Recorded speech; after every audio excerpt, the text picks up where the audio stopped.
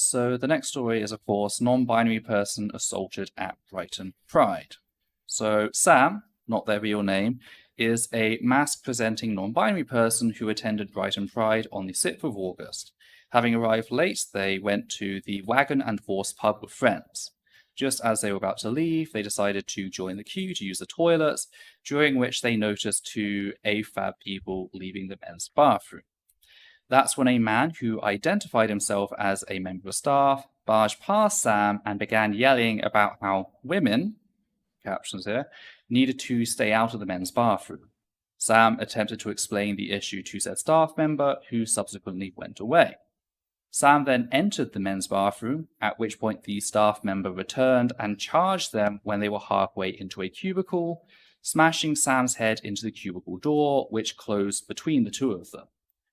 Sam has stated that whilst they don't believe slamming their head into the door was intentional, that in the moment it, quote, certainly felt like if the door had not been there, this man would have hit me, end quote.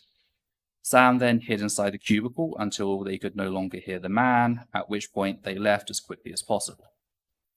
Sam then returned the following day to talk to the pub's management, only to be met with hostility and excuses, being told that, quote, Pride had been a hard day for them, end quote, and that, quote, people make up being non-binary so that they can use whatever bathrooms they want, end quote. Yikes.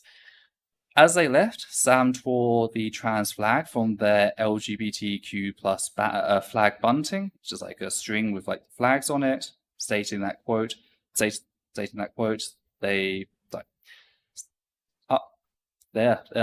stating they did it believing they did not have the right to fly it. End quote. Yeah, sorry about that. They immediately regretted their decision and offered to replace it, an offer that was declined.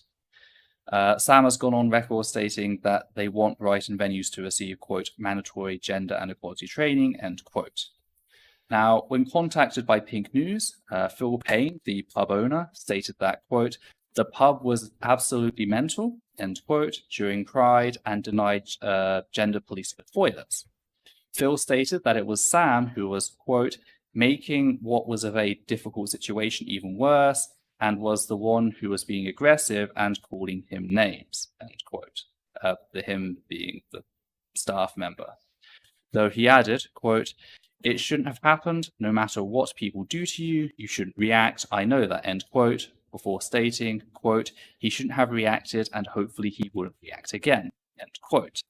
Phil went on to tell Pink News that, quote, there were some mitigating circumstances, do you know what I mean? And it's certainly not the attitude of the pub. We're certainly 100% not transphobic in any way, end quote.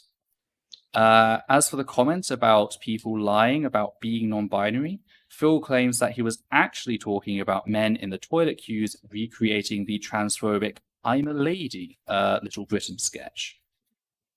So much to fucking unpack here. First, of course, we have the LGBT plus bunting, which marks this place as queer-friendly. This is something that we talk about quite a bit in relation to like the commercialization of Pride. And it's become so benign that like places they're clearly like, doing it because they know it makes them seem cool and brings in the crowds, not because they actually care. Yeah, I mean, one of the things that really also got me with this is the whole excuse of that people were creating the I am a lady scene in relation to non-binary people. That is quite clearly a trans misogynistic scene.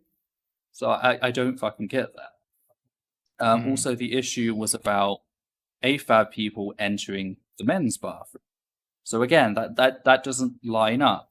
It seems like they're saying that people are making up being non-binary to use what bathrooms they want. Does not. That's a complete non sequitur. I don't believe they didn't say that. I'm pretty sure they're bringing up the Little Britain sketch because again, that has been in the media recently, being criticized. I think they're just looking for ways. Look how progressive we are. It looks like a desperate reach, more than anything else. If you wanted to communicate that idea, you'd say, "Oh, that's really transphobic of them pretending to be trans." It's also important to note the facts that no action, as far as we are aware, has been taken against the staff member. If you wanted to show that, hey, this is a inclusive space, and if you wanted to actually stand by the idea that, hey, they shouldn't have reacted to this, action would have been taken. But as far as I'm aware, and as far as Pink News has reported, that was not the case. Something that jumped out of me just now is it's interesting how Phil's saying, oh,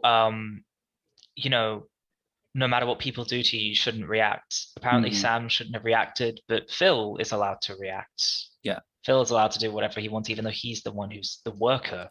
Well, that's the thing. Phil was talking about the bouncer reacting, but they're not doing anything. It's just hollow words. They just say, "Oh, our bouncer shouldn't have reacted with violence. I'm sure they wouldn't do it again." But okay, where's the action? An actual issue being addressed requires you to acknowledge the issue in whole, stating clearly what it is. And it requires change. It requires action to show that, we're taking steps to make sure this doesn't happen again.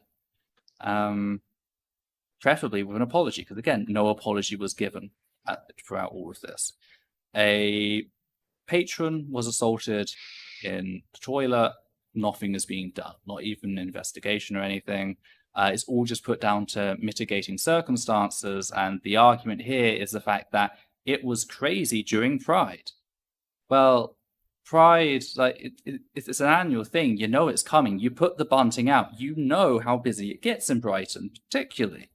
So there's no excuse here. If you didn't have the staff to deal with it, well, I'm sorry. That's your problem. You're not running things properly. But it's just... Another thing I noted about this is the fact that it shows how this idea that, trans women are the only people who are really at risk when entering bathrooms. They're the only ones who are also presented as invasive or monsters or trouble. Sam is AFAB and was using the men's bathroom. Who were they a danger to? It really goes to show that this bathroom policing is just about policing gender. It's nothing to do with safety. It's nothing to do with concern. It's just purely gender policing. They were assaulted because they used the wrong bathroom. I don't know if you've got anything else to add. Well, I guess I never really thought of it that way before, but yeah, this idea that if people are really going around thinking that anyone can use the men's bathroom and it's fine, I can't imagine people actually thinking that, because no, trans men, non-binary people who were assigned female at birth or worried about being perceived as female at birth definitely worry about using the men's bathroom. Yeah. When I came out as trans, I didn't just decide, I may as well start using the men's bathroom because no one's gatekeeping it from people who they're afraid are going to hurt women. I stayed out of there, partly because I was banned from there at school. I got told off for using it even when I didn't use it at school. And partly because I was worried, if I'm seen as a woman, I might get assaulted. I didn't use the men's bathroom for the first time until I'd started testosterone. Yeah. So this idea that